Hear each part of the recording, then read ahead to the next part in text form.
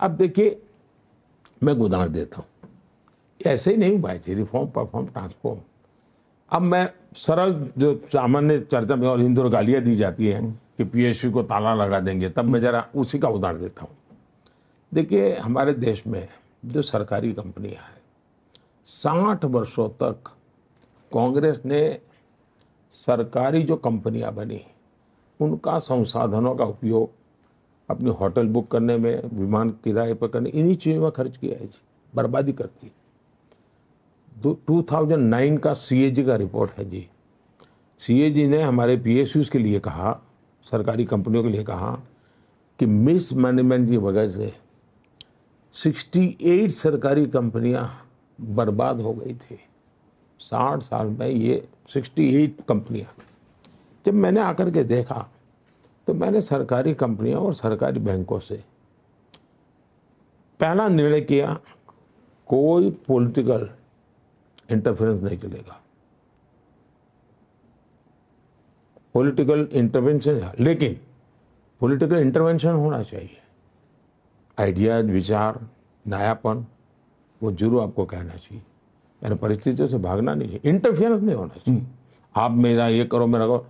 मैंने कह दिया, जैसे मैंने कहा भाई, ये मानो मंत्री क्या, पॉलिटिकल सिस्टम क्या करती थी कि खुद को एक मोबाइल मिलेगा सरकारी व्यवस्था से, और 3 पीएसयू उसके डिपार्टमेंट थे, उनके 3 मोबाइल लेगा।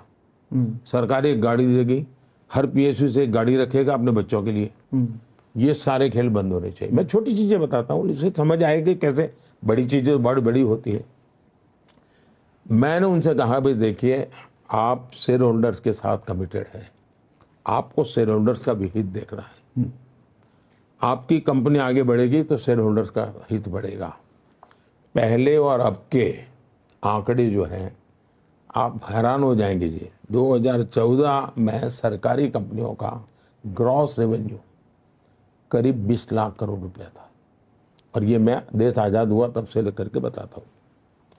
2024 में सरकारी कंपनियों का ग्रॉस रेवेन्यू 38 लाख करोड़ है, यानी करीब करीब डबल।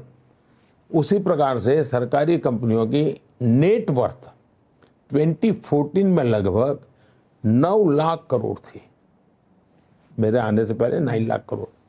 आज 2024 में नेट वर्थ 18 लाख करोड़ है जी। तो 18 लाख करोड़ रुपया सभी सरकारी कंपनियों का टोटल मार्केट कैप 225% बढ़ा है। मार्केट कैप 225% बढ़ना, जब दुनिया की इकोनॉमी नीचे जा रही है तब। 2009 टू 2014 इसके शेयर 6% गिर गए थे वैल्यू। आज सरकारी कंपनियों के स्टॉक बहुत बेहतर प्रदर्शन कर रहे हैं, यानी जिसके आप ऐसे ही सरकारी बैंकों का हाल क्या था साहब?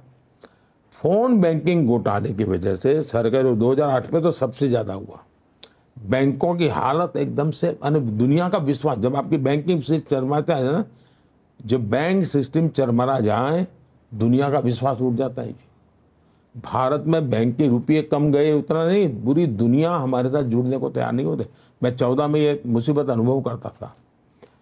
21 में से 11 बैंकें आरबीआई की निगरानी की सूची में थी, उसको डे टू डे मॉनिटर करना पड़ता था।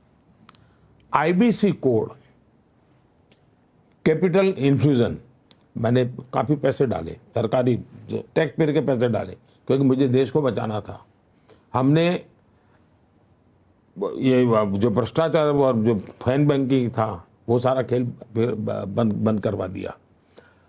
1 लाख करोड़ से ज्यादा आज बैंकों का प्रॉफिट है, और इन बैंकों का जन्म हुआ तब से लेकर आज उनका हाईएस्ट प्रॉफिट है जी भारत की बैंकों का।